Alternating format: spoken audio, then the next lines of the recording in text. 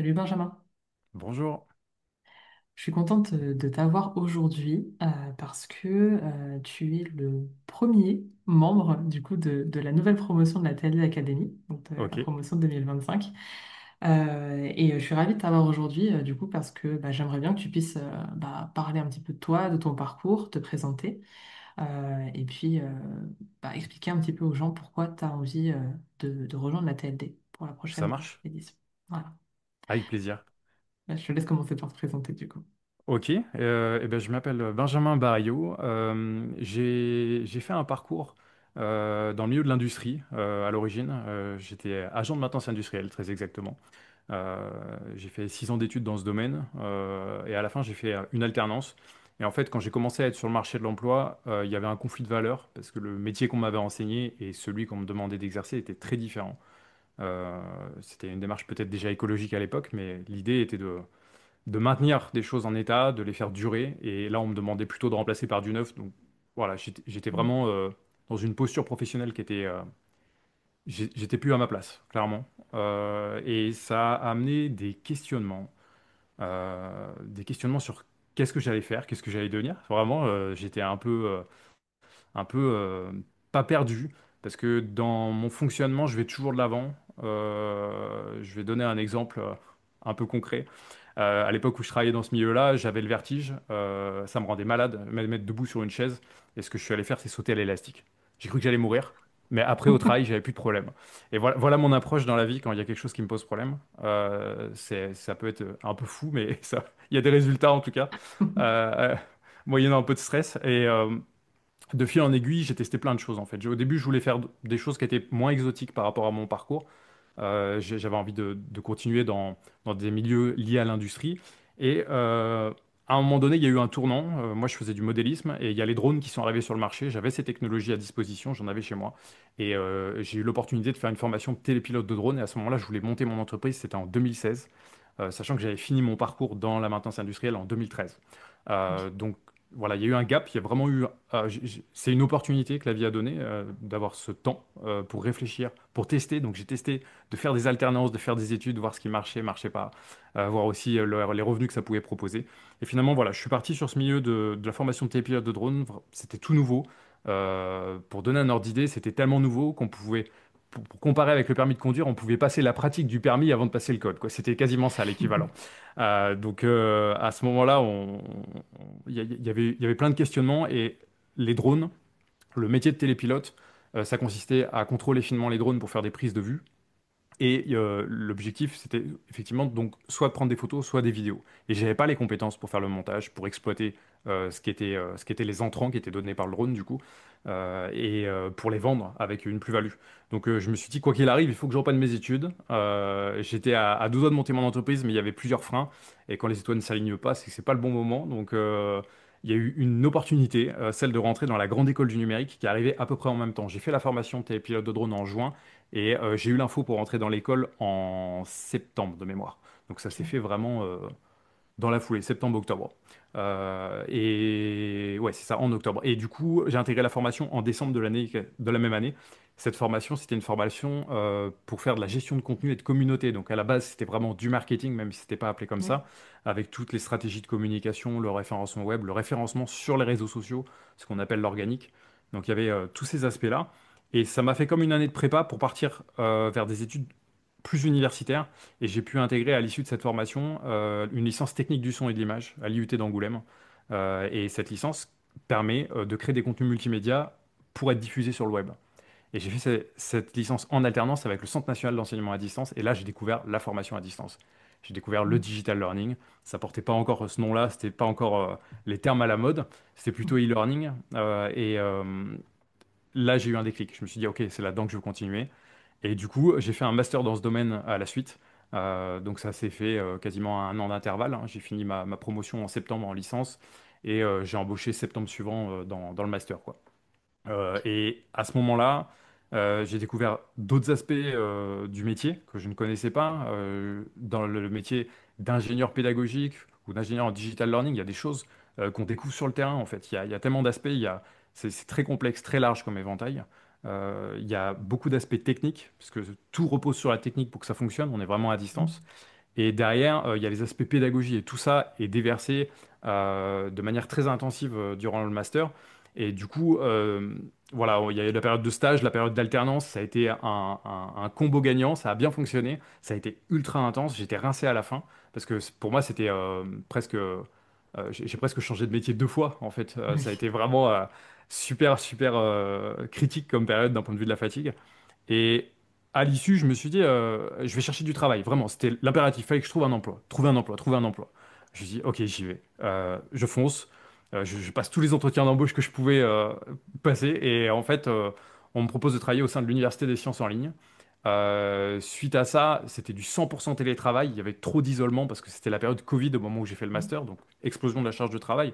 Du coup, euh, quasiment depuis, on va dire, bah, le confinement en mars 2020. C'était ma première année de master, on allait passer aux partiels.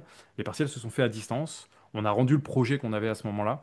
Et en fait, j'ai été à distance quasiment full jusqu'au moment où j'ai été à l'uniciel. Donc ça a fait 2021-2022, jusqu'à l'été 2022. Et en fait, là, j'ai pété les plombs. Trop d'isolement, c'était pas bon. J'ai repris le premier emploi que j'ai trouvé, qui était sur un CFA sur Niort. Mais il n'y avait pas l'équilibre pro. Le poste était trop éloigné de ce qu'on apprenait, de ce que je savais faire. J'étais pas heureux dans ce travail.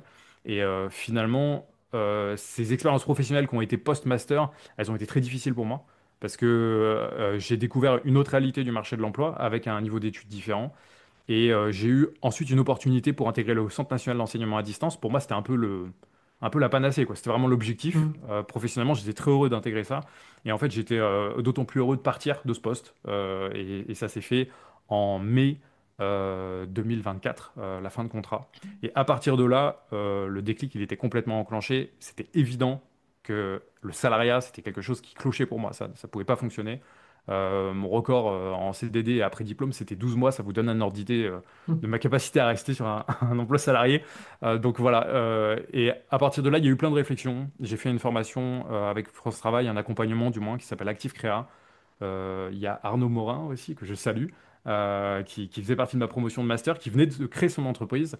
Et on a travaillé ensemble pour chercher des solutions pour se mettre en tant que freelance, mais de manière efficiente dans le digital learning. Et il y a eu un mail que j'avais checké sur le réseau des alumni, et c'était le tien. Et en fait, tu nous proposais d'être accompagné pour aller vers ce métier. Et du coup, c'est comme ça qu'on t'a connu. Et Mm. voilà l'évolution de mon parcours jusqu'à aujourd'hui.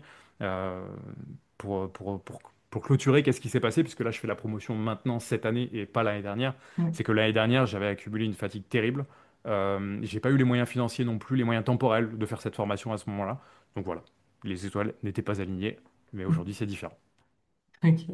Je te remercie pour cette présentation voilà, qui témoigne vraiment de tout ce que tu as eu à traverser enfin, en termes de parcours, voilà, de compétences que tu as pu acquérir et puis aussi au niveau de la fatigue et potentiellement du coup émotionnelle pour le coup.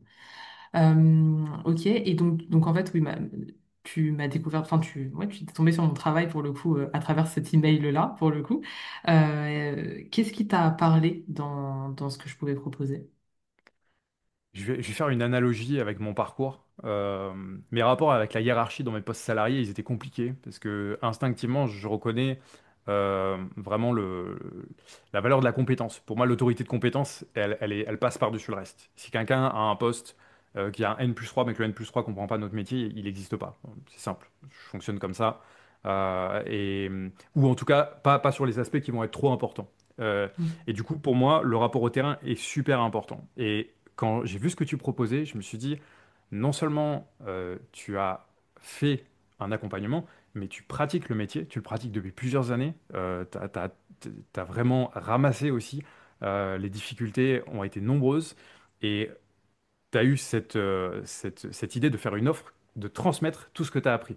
Et moi, ça a retenu mon attention, parce que je me suis dit, ok, c'est quelqu'un qui parle la même langue, c'est quelqu'un qui est en train de pratiquer, et c'est quelqu'un qui sait de quoi on parle. Elle vit le sujet qu'elle transmet. Et pour moi, ça, c'était inestimable. Et ça m'a motivé direct. Ok, trop cool. Oui, effectivement, tu m'avais un petit peu partagé ça, c'était il y a un an, enfin à peu près un an, donc, quand on échangeait justement à l'époque avec Arnaud en parallèle, on échangeait où tu t'avais souligné cet aspect.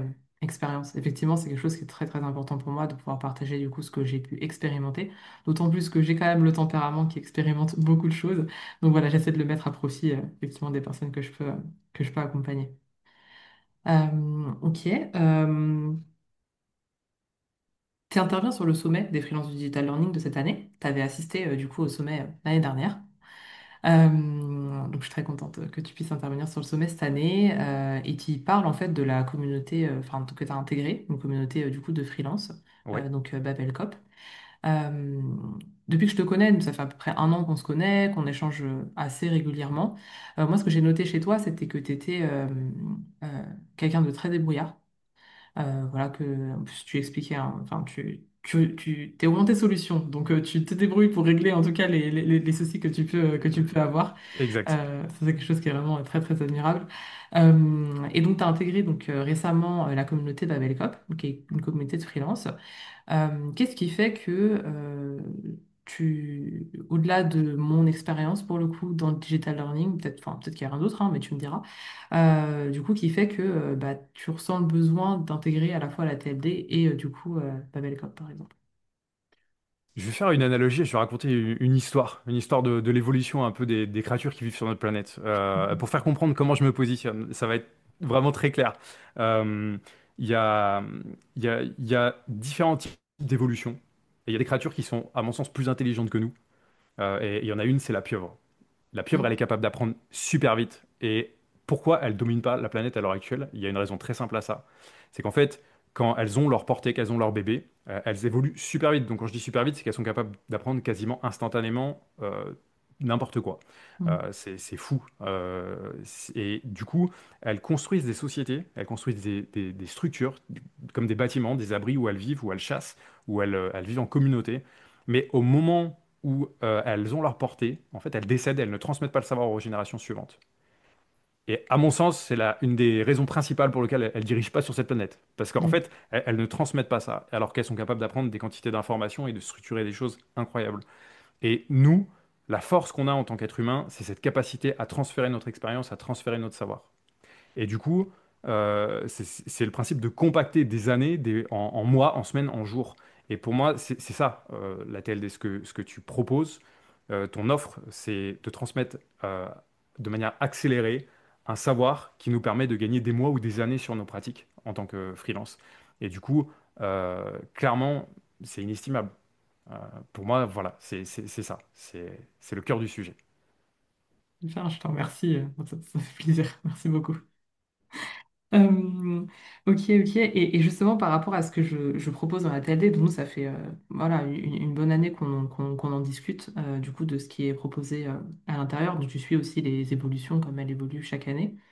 Euh, Moi, j'ai déjà eu des retours, des fois, en fait, de personnes, enfin, lors de mes échanges, du coup, avec les personnes qui me disaient que ce que je proposais, c'était un peu trop beau pour être vrai et qu'en fait, je vendais, du coup, du rêve.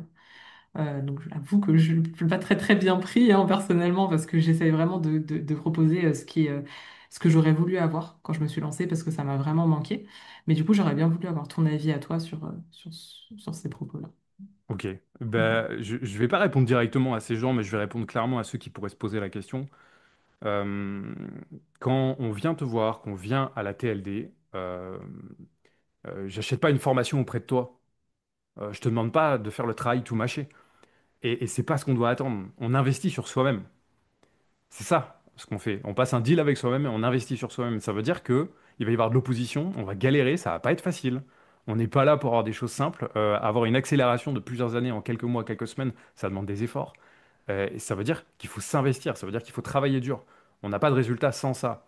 Et de la même façon que quand on est dans un véhicule, qu'on court ou qu'on fait du vélo, on sent l'air qui force contre nous, bah, plus on va aller vite, plus il va y avoir de la résistance. Et ben, il faut accepter que cette résistance, c'est quelque chose de positif. Il faut accepter d'aller chercher cette difficulté, qu'elle va arriver quoi qu'il arrive, et qu'il faut passer au travers. On n'est pas maître de tout. Je me remets à Dieu, hein, je le dis clairement, pour ceux qui sont croyants. À un moment donné, on fournit les efforts, on a les informations que tu nous transmets. Je sais que tu es quelqu'un qui est en effet du même bois pour ça. Soit tu t'investis à fond, soit tu fais pas quelque chose. Moi, c'est pareil. Et ce que je dis aux gens qui veulent ou qui vont intégrer la TLD ou qui ont des doutes, c'est investissez à fond. Allez-y. Delphine, elle sera là, elle va s'investir à fond, elle va être au taquet. vous allez en baver, ça va être dur. Et je ne vais pas mentir là-dessus parce que on apprend un nouveau métier, même si, comme moi, vous êtes déjà diplômé ou que vous avez déjà pratiqué, hein, vous allez apprendre un nouveau métier lié au marketing, lié au fait de vendre des prestations, des offres. C'est autre chose. Et ben, il faut accepter ça. Il faut accepter cette difficulté qui va arriver. Non, on ne vend pas du rêve. Et non, le cœur du sujet, c'est on investit sur soi. Il faut garder ça en tête. Et pour moi, c'est là que ça tient. Ouais, ok, je ne savais pas du tout ce que tu allais répondre, donc du coup je suis très très contente de ta réponse parce qu'effectivement l'investissement sur soi c'est ultra important et là on pourrait penser que je prêche pour ma paroisse mais j'ai déjà dit sur mon podcast, moi j'ai investi plus de 30 000 € sur moi en accompagnement pour pouvoir développer du coup mes différentes activités.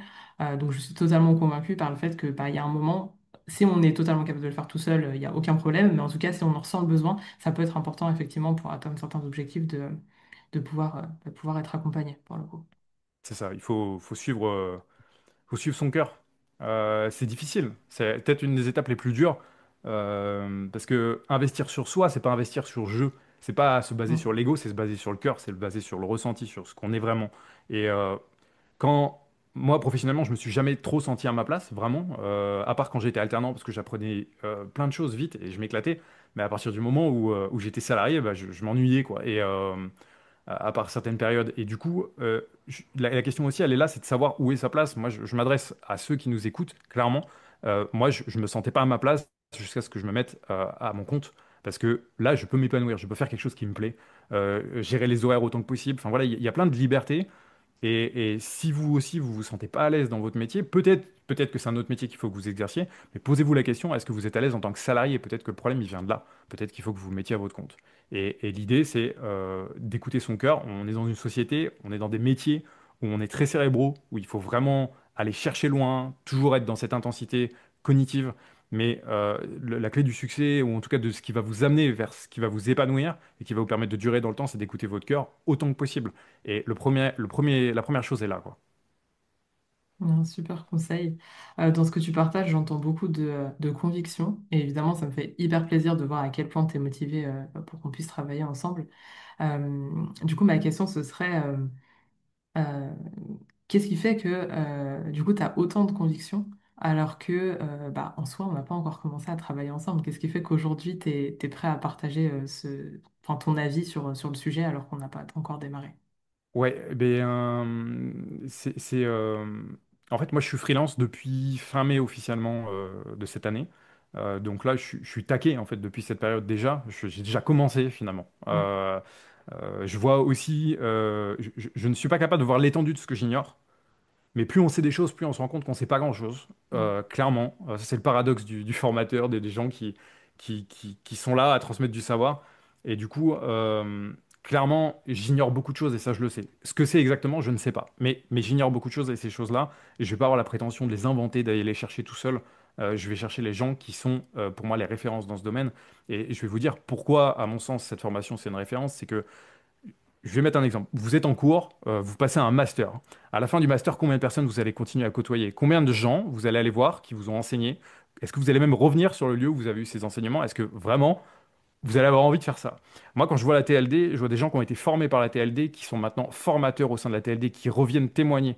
Et ça, c'est les choses les plus précieuses parce que non seulement on sait qu'il y a la véracité de la formation, de quelqu'un qui la vit, qui transmet ce qu'elle a eu comme difficulté, comme retour d'expérience, et les gens qu'elle a formés sont là pour témoigner. Et ça, pour moi, c'est inestimable.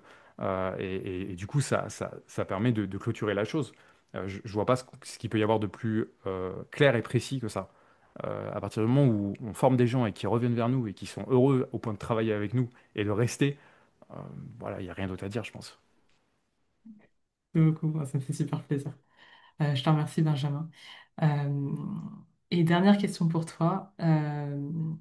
Vu que pour l'instant, tu es le premier, qu'est-ce que tu aurais à partager du coup aux personnes qui hésiteraient à te rejoindre dans la prochaine promo?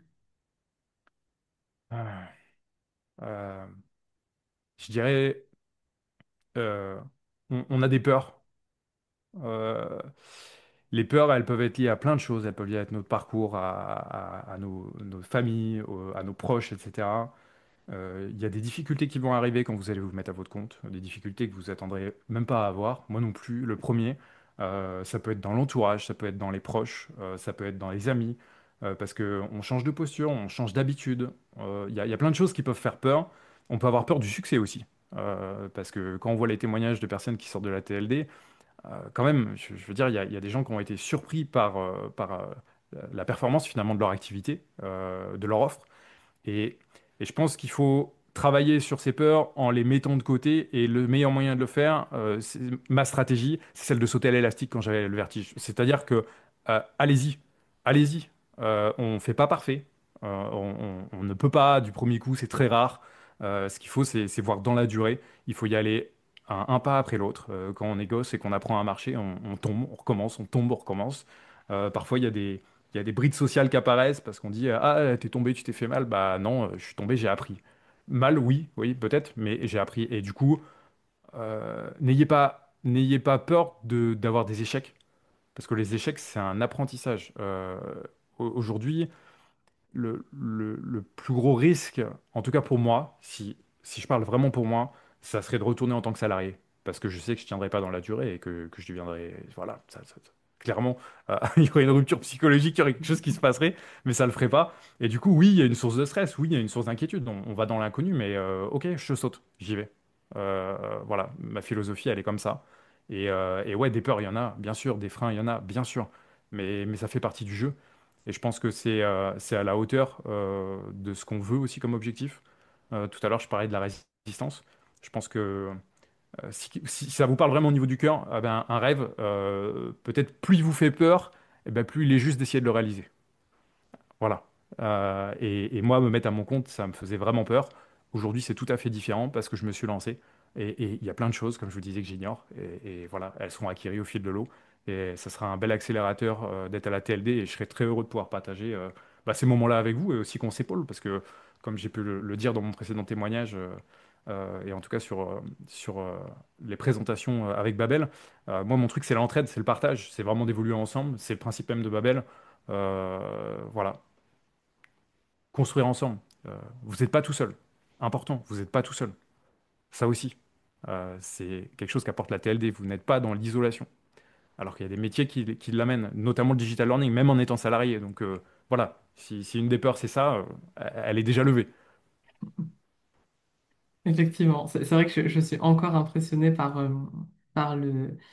la proactivité et la réactivité de la communauté de la TLD. Aujourd'hui, la TLD, ça représente une quarantaine de personnes du coup, qui sont passées par la TLD. Et c'est vrai qu'on a pour l'instant, en tout cas, un groupe WhatsApp qui est très, très actif. Et je suis assez impressionnée de voir à quel point, dès que quelqu'un a une question, un doute, besoin d'aide sur quelque chose, en fait, il y a toujours quelqu'un qui répond. Enfin, d'ailleurs, c'est même pas une seule personne, il y a plusieurs personnes qui répondent. Et les gens sont très, très enthousiastes pour le coup.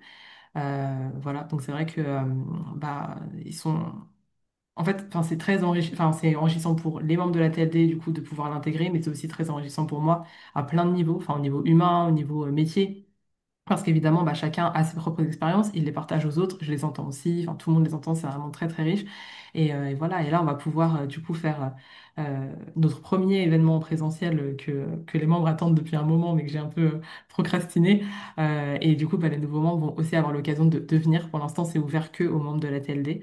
Ils voulaient justement bah, pouvoir rester entre eux, parce que bah, ils m'expliquaient que il y a quelque chose qui se crée, en tout cas entre les membres de la TLD. Donc voilà, donc je suis très contente en tout cas de voir à quel point bah, la communauté est active et les gens s'entraident pour de vrai. Il y en a qui répondent à des appels d'offres ensemble. Voilà, ils veulent faire des événements ensemble, donc je trouve ça vraiment génial. Je suis vraiment content hein, de l'entendre et pas surpris du tout. Et je pense que c'est un truc là qui se passe là en ce moment, là quand on discute tous les deux, et vous allez peut-être le ressentir. Quand on travaille, qu'on est freelance, qu'on est avec des gens qui sont dans le même mouvement, qui sont dans la même dynamique, qu'on est bien entouré, la première chose que vous allez ressentir, c'est un échange d'énergie. Vraiment, c'est les good vibes, quoi. Je veux dire, vous êtes porté par ça et restez dans ce flow. Allez-y. Si vous sentez dans votre cœur que vous êtes à votre place, laissez les peurs de côté, avancez, allez-y. Je te remercie pour ton temps, Benjamin, et pour tout ce que tu as pu partager. Ça me touche beaucoup, donc je te dis un grand merci. Eh bien, c'est réciproque, ça me touche d'être là. Merci à toi également. C'était avec plaisir. Plaisir partagé. À très vite, Benjamin. À très vite.